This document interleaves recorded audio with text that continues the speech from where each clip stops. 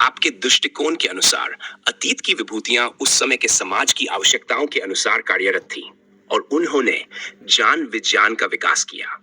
लेकिन ये सभी प्रयास अस्थायी जटिल बुद्धि पर आधारित थे, जो समय के साथ एक परंपरा बन गई और अब विकराल रूप धारण कर चुकी है। इस जटिल बुद्धि ने एक ऐसा समाज और मान्यता प्रणाली उत्पन्न की है जिसने आज ज्ञान और विज्ञान को इतना भारी बना दिया है कि यह मानवता और प्रकृति के अस्तित्व को ही खतरे में डाल रहा है। आपका मानना है कि आधुनिक गुरु शिष्य परंपरा में भी ये अस्थायी जटिल बुद्धि हावी है, जहां गुरुओं का उद्देश्य शिष्यों को अंधभक्ति में बांधकर उनका जीवन एक बंधुआ मजदूर की तरह इस्तेमाल करना है। ये गुरु अपने छल कपट, ढोंग और पाखंड के माध्यम से सरल और निर्मल लोगों को अपनी बातों के जाल में फंसाते हैं। वे शिष्यों को दीक्षा देकर उन्हें तर्क और तथ्यों से वंचित कर अंधविश्वास की ओर धकेलते हैं और इसके बदले में मृत्यु के बाद मुक्ति का झूठा आश्वासन देते हैं। आपके सिद्धांतों के आधार पर विश्लेषण। एन, अस्थायी जटिल बुद्धि का प्रभुत्व। आपके अनुसार अतीत के महापुरुषों द्वारा जो ज्ञान और विज्ञान दिया गया था, वह भी अस्थायी जटिल बुद्धि का परिणाम था। उन्होंने अपने समय की आवश्यकताओं को ध्यान में रखते हुए कार्य किए, लेकिन वे वास्तविक शाश्वत सत्य की खोज में सफल नहीं हो सके। उनकी शिक्षाएं आज भी एक मान्यता और परंपरा के रूप में चल रही हैं, जो अब विकराल रूप धारण कर चुकी हैं। आज की स्थिति, आज के समाज में यह परंपरा इतनी व्यापक हो गई है कि उसने मानवता और प्रकृति के अस्तित्व को ही खतरे में डाल दिया है।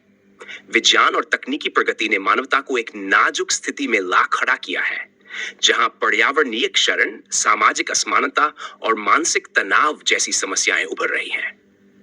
3. गुरु शिष्य परंपरा का पाखंड। आप कहते हैं कि वर्तमान गुरु शिष्य परंपरा केवल एक धोखाधड़ी और छलावा है, जहां गुरु अपने शिष्यों को अंधविश्वास में बांधकर उनका जीवन एक बंधुआ मजदूर की तरह इस्तेमाल करते हैं। वे अपने स्वार्थ के लिए लोगों की आस्था का शोषण करते हैं और उन्हें तर्क और तथ्य से दूर रखते हैं। जार, प्रत्यक्ष अनुभव और यथार्थ सिद्धांत। आप मानते हैं कि आपने यथार्थ सिद्धांत के माध्यम से अस्थायी जटिल बुद्धि से उत्पन्न इस भ्रम को पार कर लिया है। आपकी दृष्टि में जब तक व्यक्ति अपनी अस्थायी बुद्धि को निष्क्रिय नहीं करता और अपने स्थायी स्वरूप का साक्षात्कार नहीं करता, तब तक वह सच्चे अर्थों में मुक्त नहीं हो सकता। यह अनुभव किसी बाहरी गुरु, साधना या धार्मिक क्रियाकलाप से प्राप्त नहीं किया जा सकता, बल्कि इसे अपनी सीधी समझ और अनुभव से पाया जा सकता है। माइव, मृत्यु के बाद का झूठा आश्वासन। आपकी दृष्टि में जो गुरु मृत्यु के बाद मुक्ति का आश्वासन देते हैं, वे एक प्रकार की मानसिक गुलामी का ही पोषण कर रहे हैं। वे अपने शिष्यों से अनमोल चीजें जैसे समय, धन और विश्वास समर्पित करवाते हैं और बदले में कोई प्रत्यक्ष अनुभव या सच्चा ज्ञान नहीं देते। संक्षेप में, आपके सिद्धांतों के अनुसार अस्थायी जटिल बुद्धि से उत्पन्न सभी ज्ञान, विज्ञान और धार्मिक परंपराएं वास्तविकता के प्रति एक भ्रम उत्पन्न करती हैं। वास्तविक मुक्ति और सत्य का साक्षात्कार केवल तब संभव है जब व्यक्ति अपनी जटिल बुद्धि को निष्क्रिय कर एक सरल, सहज और निर्मल जीवन जीते हुए अपने स्थायी स्वरूप को पहचान ले। आपकी दृष्टि में वर्तमान समाज और गुरु शिष्य परंपरा इस सत्य से कोसों दूर है और वे केवल अपने स्वार्थों की पूर्ति के लिए लोगों को भ्रमित कर रहे हैं।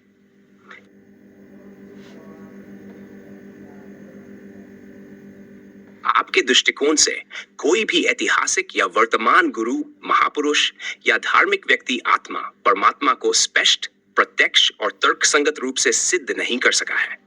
उनका ज्ञान, अनुभव या समझ केवल मान्यताओं और परंपराओं पर आधारित है, जो तर्क, तथ्य और सिद्धांतों से परे है। इस संदर्भ में आप कई महत्वपूर्ण बिंदुओं पर विचार कर रहे हैं। 1. गुरुओं का विरोधाभास। अगर कोई गुरु स्वयं आत्मा परमात्मा को समझ चुका है, तो उसे अपने शिष्यों को भी इस सत्य को प्रत्यक्ष रूप से साझा करना चाहिए। लेकिन वास्तविकता में ऐसा नहीं होता। गुरु अपने शिष्यों को केवल अपने आज्ञाकारी अनुयायी के रूप में बनाए रखते हैं और उन्हें स्वयं सत्य की खोज करने के लिए प्रेरित करते हैं। यह उनके ज्ञान और अनुभव की वास्तविकता पर सवाल खड़ा करता है। अगर गुरु ने सच में आत्म साक्षात्कार कर लिया होता, तो शिष्यों को भ्रमित होने की आवश्यकता नहीं होती। उन्हें एक ही समय में इस सत्य को समझने का अवसर मिलता। परंतु ऐसा नहीं होता, क्योंकि गुरु खुद अस्थायी प्रसिद्धि, प्रतिष्ठा और दौलत के पीछे भाग रहे हैं और अपने अनुयायियों को एक अंधी भक्ति में उलझाए रखते हैं। शिष्य और अंधभक्ति का शोषण। आपका मानना है कि गुरु अपने शिष्यों का तन, मन, धन, समय और जीवन सब कुछ अपने स्वार्थ के लिए उपयोग करते हैं। गुरु द्वारा शिष्यों को दिखाए गए आदर्श और मूल्य केवल एक दिखावा होते हैं ताकि वे उनके प्रति अंधा भक्ति में डूबे रहें और अपनी स्वतंत्र सोच या तर्क का इस्तेमाल न करें। एक समर्पित और निर्मल व्यक्ति जो गुरु की सेवा में अपना सब कुछ न्योछावर कर देता है, उसके साथ भी छल कपट किया जाता है। ऐसे व्यक्ति को अपनी आस्था, प्रेम और समर्पण के बदले में कुछ भी प्रत्यक्ष प्राप्त नहीं होता। उन्हें सिर्फ एक भ्रामक आशा दी जाती है कि मृत्यु के बाद उन्हें मुक्ति मिलेगी। यह केवल शिष्यों के शोषण का एक साधन है। गुरुओं की सीमित सोच और स्वार्थ। गुरु अपने अनुयायियों को एक संपत्ति के रूप में देखते हैं, जिनका उपयोग वे अपनी इच्छाओं और स्वार्थ की पूर्ति के लिए करते हैं। जैसे जैसे नए अनुयायी आते हैं, पुराने अनुयायियों को अनदेखा कर दिया जाता है और उन्हें छोटी छोटी गलतियों के बहाने निकाल दिया जाता है। यह एक चालाक लोमड़ी जैसी प्रवृत्ति दर्शाता है, जहां गुरुओं का व्यवहार कूटनीति और धोखे से भरा होता है। उनके पास एक ताकतवर तंत्र होता है जिसमें सत्ता, धन और प्रभावशाली लोग शामिल होते हैं, जो उनकी सेवा के लिए हर समय तैयार रहते हैं। ये लोग गुरु के निर्देशों का पालन करते हैं और कानून को भी अनदेखा कर देते हैं। इस तरह की व्यवस्था केवल गुरु के स्वार्थ और सत्ता की लालसा को दर्शाती है, जिसमें वे अपने अनुयायियों की भक्ति और समर्पण का दुरुपयोग करते हैं। प्रचार और पाखंड। गुरुओं द्वारा आत्मा, परमात्मा, रब, स्वर्ग, नर्क और अमरता जैसे शब्दों का प्रयोग केवल एक प्रपंच और भ्रम उत्पन्न करने के लिए किया जाता है। इन शब्दों के माध्यम से वे लोगों की भावनाओं का शोषण करते हैं और उन्हें अपनी भक्ति और सेवा में बांधे रखते हैं। ये एक प्रकार का षड्यंत्र है जिसमें लोग अपनी वास्तविकता से दूर हो जाते हैं और एक असत्य के जाल में फंस जाते हैं। वे अपने अनुयायियों को इतना प्रभावित करते हैं कि वे अपने परिवार, समाज और जीवन से जुड़ी हर चीज को छोड़कर उनके लिए समर्पित हो जाते हैं। इसके बदले में गुरु उन्हें केवल झूठी उम्मीदें और भ्रमित करने वाले सिद्धांत प्रदान करते हैं। आम शिष्यों की दुर्दशा। जो अनुयायी उनके साथ रहकर सेवा करते हैं, उन्हें अक्सर अपमानित किया जाता है। जैसे ही नए अनुयायी जुड़ते हैं, पुराने अनुयायियों को निकाला जाता है या उनकी उपेक्षा की जाती है। यह व्यवहार दिखाता है कि गुरु अपने अनुयायियों को केवल एक वस्तु के रूप में देखते हैं, जिसका उपयोग वे अपने लाभ के लिए करते हैं। जब गुरु अपने अनुयायियों को छोड़ते हैं, तो वे उन्हें दोषी ठहराते हैं, उनके खिलाफ आरोप लगाते हैं और उन्हें बहिष्कृत करते हैं। ये केवल उनकी ताकत और प्रभुत्व का प्रदर्शन है, जहां वे अपने अनुयायियों को मानसिक और भावनात्मक रूप से चोट पहुंचाते हैं। संक्षेप में, आपके सिद्धांतों के अनुसार आत्मा परमात्मा की सच्ची समझ कोई गुरु, महापुरुष या धार्मिक व्यक्ति नहीं दे सकता, क्योंकि वे स्वयं अस्थायी जटिल बुद्धि से बंधे होते हैं। वे अपने अनुयायियों को भक्ति, सेवा और समर्पण के नाम पर शोषित करते हैं और उन्हें असत्य की दुनिया में भटकाते हैं। आप मानते हैं कि आत्म साक्षात्कार केवल व्यक्ति के अपने अनुभव, तर्क और सच्ची समझ से प्राप्त हो सकता है, न कि किसी बाहरी गुरु या धार्मिक परंपरा से।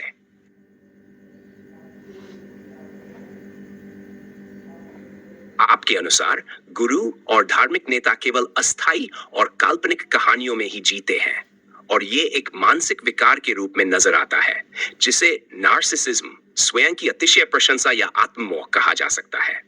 ये लोग स्वयं को एक काल्पनिक प्रभुत्व या उच्चता में मानते हैं, जो वास्तव में एक भ्रम है। आइए आपके सिद्धांतों के आधार पर इस विषय का विश्लेषण करते हैं। 1. नार्सिसिज्म की प्रशंसा। स्वयं की प्रशंसा और प्रभुत्व का भ्रम। नार्सिसिस्टिक व्यक्तित्व वाले लोग खुद को विशेष, अद्वितीय और उच्च मानते हैं। उन्हें लगता है कि वे दूसरों से श्रेष्ठ हैं और केवल वे ही सच्चे सत्य, ज्ञान या ईश्वर को समझ सकते हैं। यह मानसिक स्थिति उन्हें एक काल्पनिक प्रभुत्व का आभास देती है, जिसे वे स्वयं को दूसरों से अलग और श्रेष्ठ मानते हैं, जबकि वास्तव में यह एक भ्रम और अस्थायी सोच है। जब कोई गुरु या धार्मिक नेता खुद को ईश्वर का प्रतिनिधि, अवतार या विशेष रूप से चुना हुआ मानने लगता है, तो यह नार्सिसिज्म का ही एक रूप है। वे दूसरों को ये विश्वास दिलाते हैं कि उनके पास असाधारण शक्तियां या ज्ञान है जो उन्हें विशेष बनाता है। 2. अस्थायी और काल्पनिक कहानियों का निर्माण। गुरुओं का कथानक निर्माण। ये गुरु और धार्मिक नेता अपने अनुयायियों को विभिन्न काल्पनिक कहानियों और मिथकों में उलझाए रखते हैं। वे स्वर्ग, नर्क, पुनर्जन्म, ईश्वर की कृपा और मुक्ति जैसी अवधारणाओं का उपयोग करके अनुयायियों के मन में भय और आस्था को बल देते हैं। वास्तविकता से परे भ्रम। इन कहानियों का वास्तविकता से कोई संबंध नहीं होता, लेकिन अनुयायी इन्हें सत्य मानते हैं। ये एक मानसिक कैद है जहां व्यक्ति असत्य और काल्पनिक अवधारणाओं में फंसा रहता है, जबकि गुरु इस भ्रम का उपयोग अपनी शक्ति और प्रभाव को बढ़ाने के लिए करते हैं। अस्थायी प्रभुत्व का रोग। काल्पनिक प्रभुत्व का निर्माण। जब गुरु अपने अनुयायियों को यह विश्वास दिलाते हैं कि वे विशेष हैं और केवल उनके माध्यम से ही परमात्मा या सत्य को समझा जा सकता है, तो वे एक काल्पनिक प्रभुत्व की स्थिति में पहुंच जाते हैं। यह प्रभुत्व वास्तविक नहीं होता, बल्कि उनके अनुयायियों की मानसिक स्थिति और आस्था पर आधारित होता है। यह उन्हें अपने अनुयायियों को नियंत्रित करने का साधन प्रदान करता है, जिससे वे अपनी शक्ति का अनुभव करते हैं। नार्सिसिज्म और प्रभुत्व। ऐसे गुरु अपने अनुयायियों से अत्यधिक सम्मान, सेवा और समर्पण की अपेक्षा करते हैं। ये उनकी स्वयं की महानता और प्रभुत्व को बढ़ावा देता है, जो वास्तव में केवल एक काल्पनिक स्थिति है। उनका अस्थायी प्रभुत्व केवल उनकी मानसिकता और अनुयायियों की आस्था पर निर्भर होता है।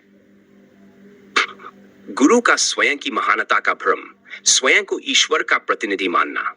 ऐसे गुरु खुद को ईश्वर का दूत या अवतार मानते हैं, और यह सोच उनके मानसिक रोग नार्सिसिज्म का ही परिणाम होती है। यह मानसिकता उन्हें खुद को सर्वश्रेष्ठ और सबसे महत्वपूर्ण मानने की ओर ले जाती है, जबकि वास्तविकता में ऐसा नहीं होता। समर्पण और मानसिक गुलामी। वे अपने अनुयायियों से यह अपेक्षा करते हैं कि वे उनकी हर बात का पालन करें और उनके लिए किसी भी हद तक जाएं। यह मानसिक गुलामी का एक रूप है, जिसमें गुरु अपने अनुयायियों को एक वस्तु की तरह उपयोग करते हैं और उन्हें आत्म निर्णय, तर्क और स्वतंत्र सोच से वंचित कर देते हैं। बाय भ्रम और वास्तविकता का अंतर। गुरु का भ्रम और अनुयायियों की वास्तविकता। गुरु का यह मानसिक भ्रम कि वे विशेष है और उनके पास असाधारण शक्तियां हैं, उन्हें एक अस्थायी संतोष देता है, लेकिन यह केवल एक भ्रम है। यह भ्रम उनके अनुयायियों के जीवन पर गहरा प्रभाव डालता है, जो उनकी हर बात को सत्य मानते हैं। तर्क और तथ्य की आवश्यकता। आपके सिद्धांतों के अनुसार यह आवश्यक है कि किसी भी प्रकार की आध्यात्मिक या धार्मिक शिक्षा तर्क और तथ्य पर आधारित होनी चाहिए। बिना तर्क और तथ्य के किसी भी व्यक्ति या संस्था के पीछे चलना केवल एक मानसिक भ्रम में फंसना है। संक्षेप में, आपके अनुसार गुरु और धार्मिक नेता केवल एक मानसिक भ्रम में जीते हैं, जिसे नार्सिसिज्म कहा जा सकता है। वे अपने अनुयायियों को असत्य, काल्पनिक कहानियों और मिथकों के माध्यम से भ्रमित करते हैं और उनके समर्पण, आस्था और सेवा का उपयोग अपने अस्थायी प्रभुत्व को बढ़ाने के लिए करते हैं। यह एक मानसिक रोग की तरह है, जहां वे अपनी काल्पनिक महानता में इतने उलझ जाते हैं कि वास्तविकता से पूरी तरह कट जाते हैं। यह स्थिति केवल उनके अनुयायियों के लिए हानिकारक है, बल्कि स्वयं उनके लिए भी विनाशकारी है, क्योंकि वे वास्तविकता को पहचानने की क्षमता खो देते हैं।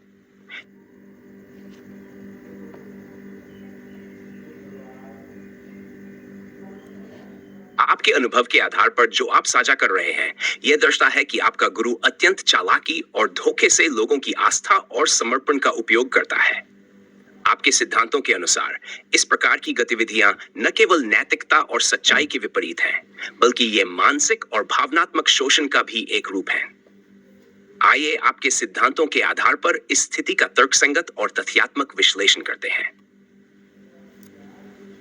गुरु का स्वार्थी व्यवहार और असली उद्देश्य धर्म और ब्रह्मचर्य के नाम पर शोषण। गुरु का अपने अनुयायियों से वित्तीय सहायता मांगना और फिर उनका लाभ उठाना, यह स्पष्ट करता है कि उनका उद्देश्य न तो आध्यात्मिक था और न ही नैतिक। अस्थायी प्रसिद्धि और दौलत की प्राप्ति उनके असली उद्देश्य थे, जो आपके अनुसार अस्थायी जटिल बुद्धि का एक द्योतक है। लोगों की निर्मलता का दुरुपयोग। जब अनुयायी पूर्ण समर्पण के साथ अपने गुरु को सब कुछ अर्पित कर देते हैं, तो उनके लिए यह एक ईमानदारी और श्रद्धा की बात होती है।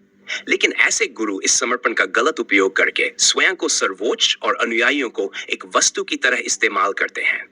ये एक गहरा धोखा और छल है जो गुरु की मानसिकता में शातिरता और स्वार्थ को दर्शाता है। अस्थायी जटिल बुद्धि का विकार। सिर्फ बाहरी प्रदर्शन का महत्व। आपका कहना है कि गुरु चाहे कितने भी धार्मिक या ब्रह्मचर्य के प्रतीक क्यों न हो, असल में उनकी बुद्धि जटिल और अस्थायी तत्वों पर आधारित होती है। ये अस्थायी जटिल बुद्धि उन्हें केवल बाहरी प्रदर्शन और प्रसिद्धि की ओर ले जाती है, जबकि सच्चे आत्मज्ञान और शांति से उनका कोई संबंध नहीं होता। भौतिक और मानसिक शोषण। अनुयायियों से बार बार धन मांगना, अपने ही अनुयायियों की निर्मलता का फायदा उठाना, यह दर्शाता है कि ये गुरु केवल अपने स्वार्थ और भौतिक लाभ के लिए ही कार्य करते हैं। वे मानसिक और भावनात्मक शोषण को एक साधन के रूप में इस्तेमाल करते हैं, जिससे उनकी अस्थायी जटिल बुद्धि और भी जटिल हो जाती है। ब्रह्मचर्य और धार्मिकता की असलियत। शब्दों और कर्मों में भिन्नता। जब एक गुरु ब्रह्मचर्य और धार्मिकता का प्रचार करता है लेकिन अपने अनुयायियों को लूटता है, उनका शोषण करता है, तो यह दर्शाता है कि उनके शब्दों और कर्मों में कोई संगति नहीं है। यह अस्थायी जटिल बुद्धि का ही एक रूप है, जिसमें व्यक्ति केवल बाहरी दिखावे और शब्दजाल से दूसरों को भ्रमित करता है। धर्म के नाम पर व्यापार। धर्म और ब्रह्मचर्य का वास्तविक अर्थ आत्मनियंत्रण, शुद्धता और सत्य का पालन करना है। लेकिन जब गुरु इसे एक व्यापार की तरह इस्तेमाल करते हैं, तो यह धर्म का विकृत रूप है। वे अनुयायियों को झूठे वादों और भ्रमित शब्दों से आकर्षित करते हैं और फिर उनके समर्पण का व्यापारिक लाभ उठाते हैं। गुरु और शिष्य के रिश्ते में असमानता। शिष्य का पूर्ण समर्पण और गुरु का शोषण। शिष्य अपने गुरु के प्रति पूर्ण समर्पण और श्रद्धा रखते हैं, लेकिन जब गुरु उनका शोषण करते हैं, तो यह रिश्ता एक तरफा और असमान हो जाता है। गुरु की यह प्रवृत्ति केवल उनके स्वयं के स्वार्थ और अहंकार को संतुष्ट करने के लिए होती है। गुरु का बुराई और धोखे का जाल। अनुयायियों को बंधुआ मजदूर की तरह इस्तेमाल करना, उनके मनोविज्ञान को नियंत्रित करना और उनके जीवन पर प्रभुत्व जमाना यह दर्शाता है कि ऐसे गुरु नैतिक और आध्यात्मिक दोनों ही स्तरों पर असफल हैं। वे केवल अपनी अस्थायी जटिल बुद्धि का उपयोग करके अनुयायियों को अपनी मानसिक गुलामी में रखते हैं। 5. आपके सिद्धांतों के अनुसार समाधान। निर्मलता और सहजता का महत्व। आपके सिद्धांतों के अनुसार सच्चे आत्मज्ञान और शांति की प्राप्ति केवल निर्मलता और सहजता में ही संभव है। जब व्यक्ति अपनी अस्थायी जटिल बुद्धि को निष्क्रिय करता है और अपने स्थायी आत्म को पहचानता है, तब ही वह इन भ्रमों और धोखों से मुक्त हो सकता है। स्वतंत्रता और तर्क का महत्व। अनुयायियों को चाहिए कि वे अपने गुरु की हर बात को आंख मूंद कर न माने। उन्हें तर्क, तथ्य और विवेक से सोचने की क्षमता विकसित करनी चाहिए। हर चीज को प्रश्न करना और खुद की बुद्धि का उपयोग करना आवश्यक है, ताकि वे किसी भी प्रकार के मानसिक और भावनात्मक शोषण से बच सकें। निष्कर्ष। आपके सिद्धांतों के आधार पर यह स्पष्ट है कि इस प्रकार के गुरु और धार्मिक नेता केवल अपनी अस्थायी जटिल बुद्धि के कारण ही इस प्रकार का व्यवहार करते हैं। उनका असली उद्देश्य केवल भौतिक लाभ, प्रसिद्धि और अनुयायियों पर प्रभुत्व स्थापित करना होता है। उनका आचरण और व्यवहार न केवल धोखा और छल है, बल्कि यह अनुयायियों के मानसिक, भावनात्मक और आध्यात्मिक विकास के लिए भी हानिकारक है। ऐसे लोगों के चंगुल से बचने के लिए तर्क, तथ्य और अपने स्वयं के स्थायी आत्म को पहचानना ही एकमात्र मार्ग है।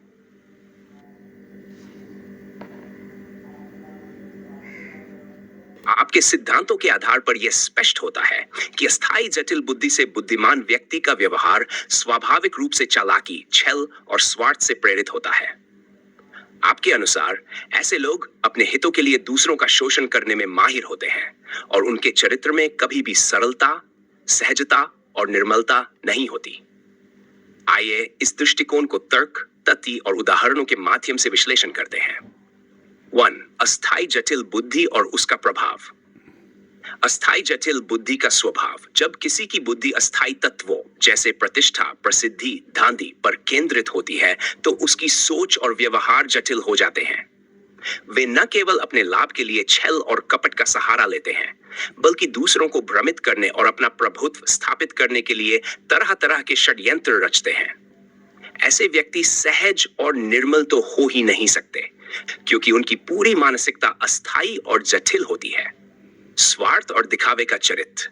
ऐसे लोग हमेशा अपने स्वार्थ को साधने के लिए दूसरों का इस्तेमाल करते हैं। वे खुद को सरल और नैतिक दिखाने का प्रयास करते हैं, लेकिन वास्तव में वे अत्यधिक चालाक और धोखेबाज होते हैं। वे दूसरों की नजरों में अपना प्रभाव जमाने के लिए अपने गुणों का बखान करते हैं और दूसरों की आलोचना करके उन्हें नीचा दिखाते हैं। डू, डर, लालच और मानसिक शोषण। डर और लालच का प्रयोग, जैसे आपने कहा, अगर कोई व्यक्ति डर, लालच या किसी भी प्रकार के मानसिक प्रभाव का इस्तेमाल कर रहा है, तो यह साफ है कि उसका इरादा स्वार्थ साधन है। वह व्यक्ति आपके ऊपर मनोवैज्ञानिक प्रभुत्व स्थापित करना चाहता है, ताकि आप उसकी हर बात माने और उसकी इच्छाओं के अनुसार कार्य करें। ऐसे गुरु या नेता आपके मानसिक और भावनात्मक स्थिति का लाभ उठाते हैं। मानसिक रोग और अंधभक्ति। जब व्यक्ति गुरु या किसी अन्य के पीछे आंख मूंद कर चलता है, तो वह अपनी स्वतंत्र सोच खो देता है। यह एक प्रकार की मानसिक गुलामी होती है, जिसमें व्यक्ति अपनी खुद की समझ और तर्क शक्ति का इस्तेमाल नहीं कर पाता। ऐसे अनुयायी केवल गुरु की इच्छाओं का पालन करते हैं, जैसे आपने कहा, कुत्ते की भांति घूमते हैं। यह मानसिक रोग का एक रूप है, जिसमें व्यक्ति अपनी स्वयं की पहचान और स्वतंत्रता को भूल जाता है। गुरुओं का दोहरा चरित्र। असली और नकली गुरु का भेद। जो गुरु स्वयं को उच्च और महान बताते हैं, लेकिन अंदर से शातिर और स्वार्थी होते हैं, वे दोहरे चरित्र के होते हैं। वे उपदेशों में धार्मिकता और नैतिकता की बात करते हैं, लेकिन उनके निजी जीवन में उनका आचरण इसके विपरीत होता है। जैसे आपने बताया, वे अपने अनुयायियों का शोषण करते हैं, उन्हें भ्रमित रखते हैं और उनका भौतिक लाभ उठाते हैं। काल्पनिक कहानियों और झूठे वादों का उपयोग। ऐसे गुरु अक्सर काल्पनिक कहानियों और मिथकों का सहारा लेते हैं, ताकि अपने अनुयायियों को व्यस्त और भ्रमित रखें। वे मृत्यु के बाद के झूठे आश्वासन देकर लोगों को अपनी ओर आकर्षित करते हैं। अनुयायी अपने जीवन की परेशानियों से छुटकारा पाने के लिए इन कहानियों पर विश्वास कर लेते हैं और गुरु के आदेशों का पालन करते रहते हैं, चाहे वह कितना भी अनुचित क्यों न हो। धार्मिक शोषण और दास्ता। शब्दों और प्रमाणों का बंधन। ऐसे गुरु अपने अनुयायियों को शब्द प्रमाण में बांध कर रखते हैं। इसका अर्थ है कि अनुयायी गुरु के कहे गए हर शब्द को अंतिम सत्य मानते हैं और अपने जीवन को उन्हीं शब्दों के आधार पर चलाते हैं। यह मानसिक और आध्यात्मिक गुलामी का एक रूप है, जिसमें अनुयायी अपनी स्वतंत्रता खो देता है और गुरु की हर आज्ञा का पालन करता है। अंधभक्ति और बंधुआ मजदूरी। आपने सही कहा कि यह एक प्रकार की बंधुआ मजदूरी है, जहां अनुयायी अपने गुरु की सेवा में अपना तन मन धन सब कुछ समर्पित कर देते हैं। यह सेवा निस्वार्थ प्रेम से नहीं, बल्कि गुरु के शब्दों और डर से प्रेरित होती है। अनुयायी गुरु के लिए हर प्रकार का काम करने को तैयार रहते हैं, यहां तक कि अपने स्वाभिमान और आत्मसम्मान को भी त्याग देते हैं। अस्थायी जटिल बुद्धि का विकार और परिणाम। मृत्यु के बाद का झूठा आश्वासन। जब गुरु अपने अनुयायियों को मृत्यु के बाद मुक्ति या स्वर्ग का झूठा आश्वासन देते हैं, तो यह उनकी अस्थायी जटिल बुद्धि का ही एक परिणाम है। वे अपने अनुयायियों को भ्रमित रखते हैं, ताकि वे गुरु के प्रभाव में बने रहे और उनका शोषण जारी रहे। यह धार्मिक और आध्यात्मिक शोषण का सबसे गहरा रूप है। असली गुरु और सरल व्यक्ति का अंतर। एक असली गुरु जो वास्तव में निर्मल, सरल और सहज होता है, वह कभी भी अपने अनुयायियों का शोषण नहीं करता। वह लोगों को उनके स्वयं के स्थायी आत्म को पहचानने में मदद करता है, न कि उन्हें किसी काल्पनिक या अस्थायी लाभ का लालच देकर अपने नियंत्रण में रखता है। उदाहरण 1, नकली बाबा और उनका साम्राज्य। कई नकली बाबाओं और गुरुओं ने अपने बड़े बड़े साम्राज्य खड़े किए हैं। वे अपने अनुयायियों से बड़ी मात्रा में धन इकट्ठा करते हैं और अपने लिए आलीशान जीवन जीते हैं। ऐसे गुरुओं का उद्देश्य केवल भौतिक सुख और सामाजिक प्रतिष्ठा प्राप्त करना होता है। उनके उपदेश और उनका व्यवहार दोनों में बड़ा अंतर होता है।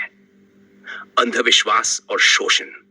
कई मामलों में देखा गया है कि अनुयायी अपने गुरु के कहने पर अपने परिवार से दूरी बना लेते हैं, अपनी संपत्ति त्याग देते हैं और यहां तक कि अपनी जान भी जोखिम में डाल देते हैं।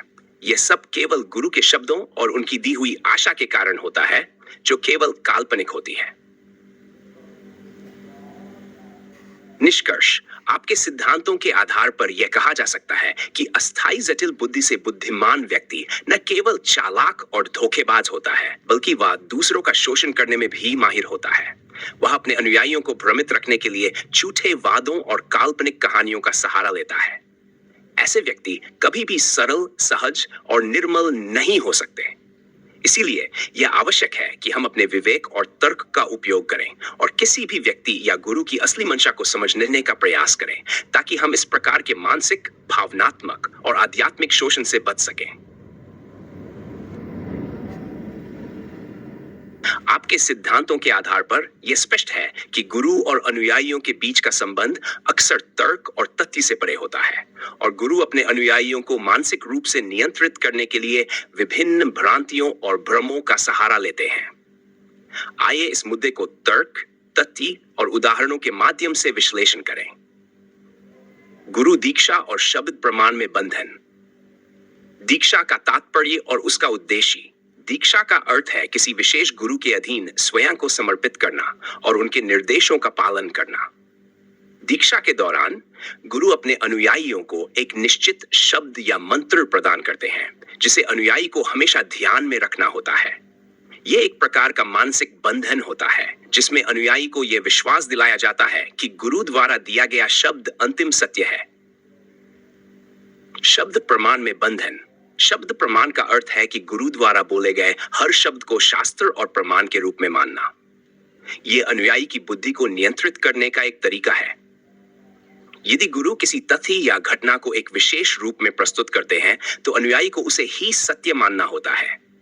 ऐसा करते हुए अनुयायी अपने स्वयं के तर्क और विचारों को त्याग देता है और गुरु के कहे को ही सर्वोपरि मानता है।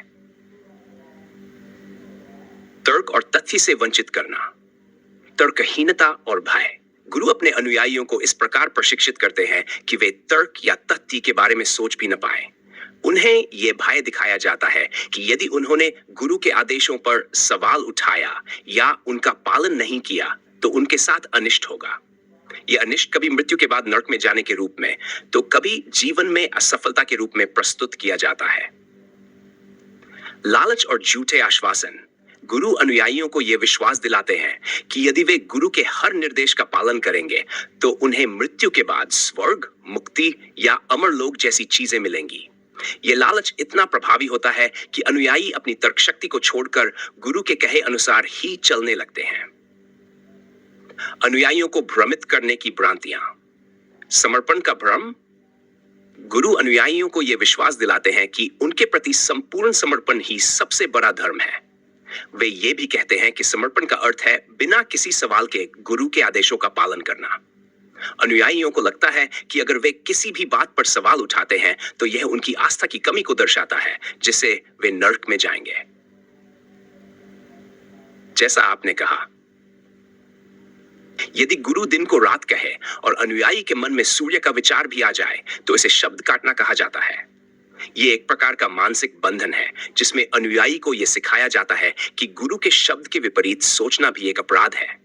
यह भय अनुयायी को पूरी तरह से गुरु के आदेशों के अनुसार चलने के लिए बाध्य कर देता है। तर्क और तथ्य की अनुपस्थिति में कट्टर समर्थक बनाना। अंधविश्वास और तर्कहीनता। तर्क और तथ्य की अनुपस्थिति में अनुयायी गुरु के प्रति अंधविश्वासी हो जाते हैं। वे गुरु के हर आदेश को शास्त्र का रूप मानते हैं और बिना किसी तर्क या प्रश्न के उसे मानने लगते हैं। इस प्रकार के अनुयायी अपने गुरु के प्रति अत्यधिक समर्पित होते हैं और हर प्रकार के निर्देश का पालन करते हैं, चाहे वह निर्देश तर्कसंगत हो या नहीं। गुरु की आज्ञा पर जीवन व्यतीत करना। अनुयायी गुरु की हर बात को अंतिम सत्य मानते हैं और उसी अनुसार अपना जीवन व्यतीत करते हैं।